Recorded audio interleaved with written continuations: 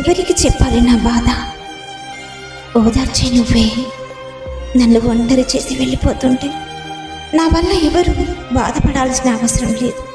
నేనే మీ అందరికీ దూరంగా ఉంటాను. మీరు హ్యాపీగా ఉండండి చాలు. ఒకప్పుడు నువ్వు లేకపోతే బ్రతకలేను అన్న వాళ్ళే ఇప్పుడు ఉన్నావా పోయావా కూడా పట్టించుకోరు. ఒకప్పుడు తిన్నావా బంగారం అని తప్పించేవారే ఇప్పుడు అసలు తిన్నావో లేదో కూడా పట్టించుకోరు. ఒకప్పుడు మన లైఫ్లోకి వచ్చి మన ప్రపంచం వాళ్ళైపోయిన వాళ్ళే ఇప్పుడు వాళ్ళు వేరే ప్రపంచంలో ఇంకొకరితో బిజీగా అయిపోయారు. నా జీవితం నిద్ర రావడం లేదు, చావు రావడం లేదు, ఏడుపు మాత్రం ఆగడం లేదు.